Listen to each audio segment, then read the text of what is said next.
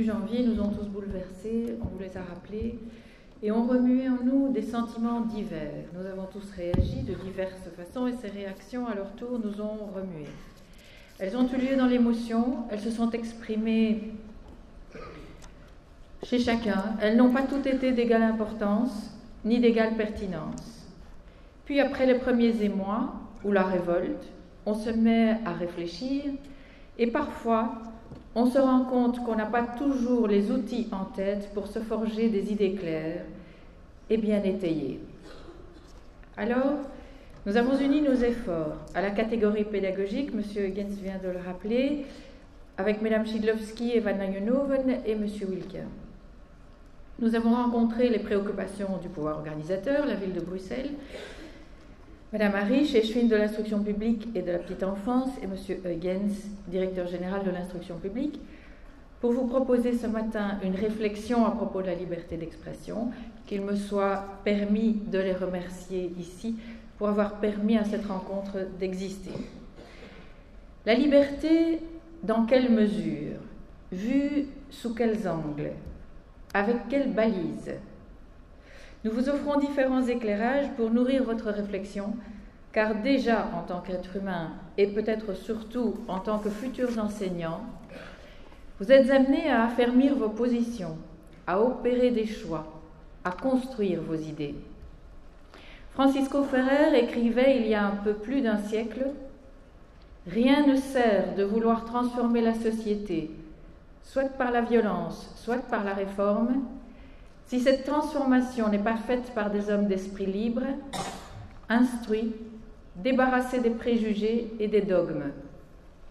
Il faut s'attacher d'abord à instruire pour que, grâce aux connaissances, les hommes soient capables de construire leur propre destin individuel et collectif. » Nous vous avons rappelé en octobre qui était Francisco Ferrer et en quoi nous nous placions au cœur de son héritage, lui chez qui, disait MD, la pensée, la parole et l'action formaient un tout indissoluble.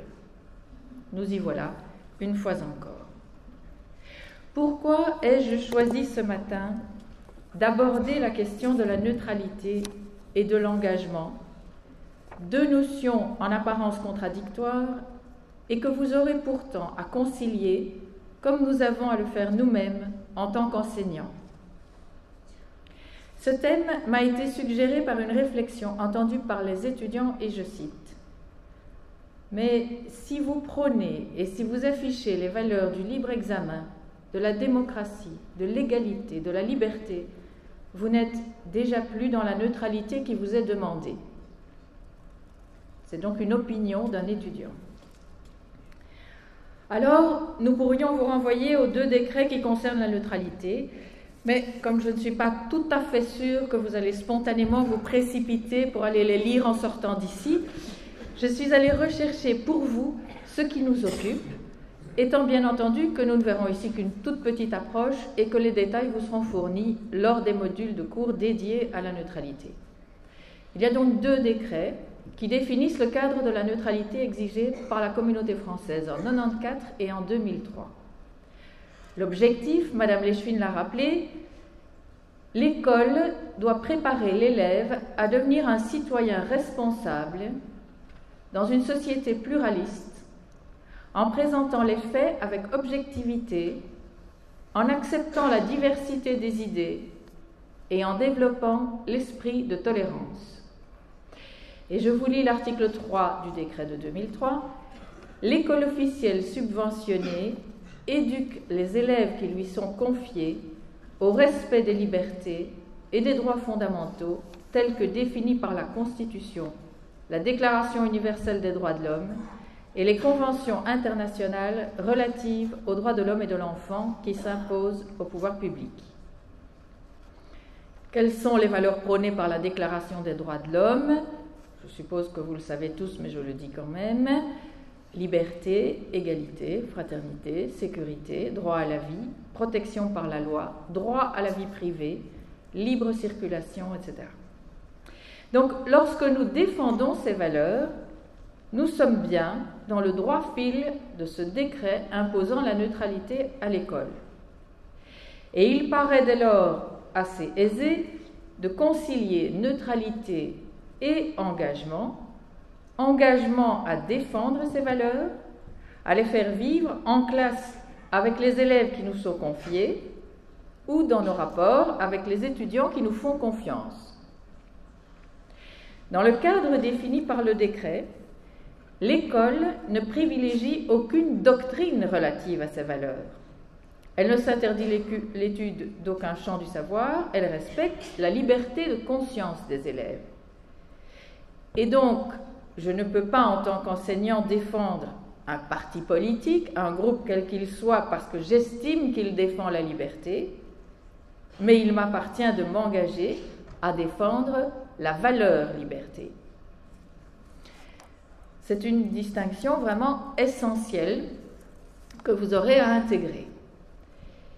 Et puis encore 3 lignes qui contiennent une notion bien intéressante. L'article 4 du décret stipule « L'école garantit à l'élève ou à l'étudiant le droit d'exercer son esprit critique et, eu égard à son degré de maturité, le droit d'exprimer librement son opinion sur toute question d'intérêt scolaire ou relative aux droits de l'homme. » On revient donc à l'idée d'une certaine maturité nécessaire pour pouvoir exprimer son opinion. Et attention, maturité n'égale pas âge. Donner son avis suppose que son avis soit éclairé et ait été élaboré en connaissance de cause, cette connaissance étant la condition d'une liberté minimale.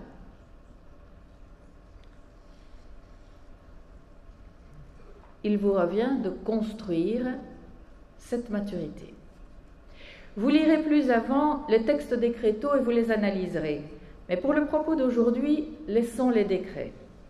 Il suffit dans un premier temps de constater que les textes qui balisent notre action et définissent la neutralité nous donnent les clés et établissent sur quelles valeurs fonder notre engagement. Je ne reviens pas non plus sur le projet éducatif de la ville de Bruxelles qui a été abordé par Madame Leschwin. Ceci étant, nous n'avons pas fini. Dès le moment où l'on voit comment concilier l'engagement et la neutralité, il reste à voir comment s'engager dans la défense des valeurs. Et tout d'abord, une vérification s'impose. Suis-je en accord avec ces valeurs ? Puis-je les faire miennes avant d'être capable de les défendre ? Et un bien sûr rapide comme réponse à ces questions ne suffit pas. Quelle notion se cache derrière les mots ? Comment je comprends liberté ? Qu'est-ce que l'égalité ? Jusqu'où va ma fraternité ? Suis-je capable d'accepter l'idée que tous les champs du savoir peuvent être investigués, soumis au libre examen ? Et jusqu'où suis-je capable d'investiguer librement ?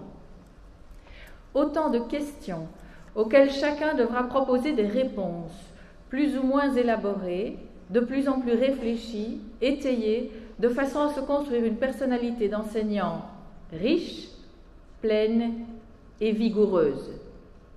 Car il faut de la vigueur dans ce métier, et de la rigueur aussi, et de la ténacité. Et pour que la réflexion puisse advenir, il faut disposer d'un outil linguistique sans faille, un outil précis, un outil performant qui permet de lire, de comprendre, de réfléchir, de concevoir à son tour avant d'agir. Parler de liberté d'expression suppose expression et préalablement conception, pensée. Donc, maîtrise des concepts, des idées et des mots pour les dire. Une langue pauvre ne permet pas d'exprimer la nuance, d'entrer dans le détail où se niche souvent l'essentiel du message, de percevoir le sous-entendu qui change tout. George Orwell l'avait bien compris lorsqu'il invente le Newspeak, traduit par Novlangue dans son roman 1984, paru en 1949. Le principe est très simple. On diminue le nombre de mots de la langue, donc le nombre de concepts qui permettent de réfléchir, et les hommes pensent moins, se soumettent deviennent des proies stupides, dépendantes, manipulables. Au contraire du newspeak, les langues contemporaines s'enrichissent tous les jours.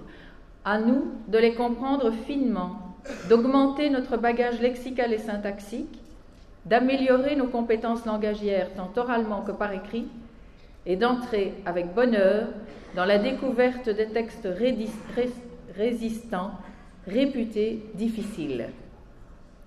À nous aussi de partir à la rencontre des langues étrangères, car comme vous le savez sans doute, un mot est toujours bien plus que sa traduction. Et si je veux rencontrer vraiment l'autre, il me faut entrer dans son monde et pour cela comprendre sa langue avec le plus de précision possible.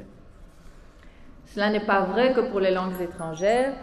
À l'intérieur d'une même langue, on observe l'existence de codes différents selon les milieux socioculturels, les classes d'âge, etc.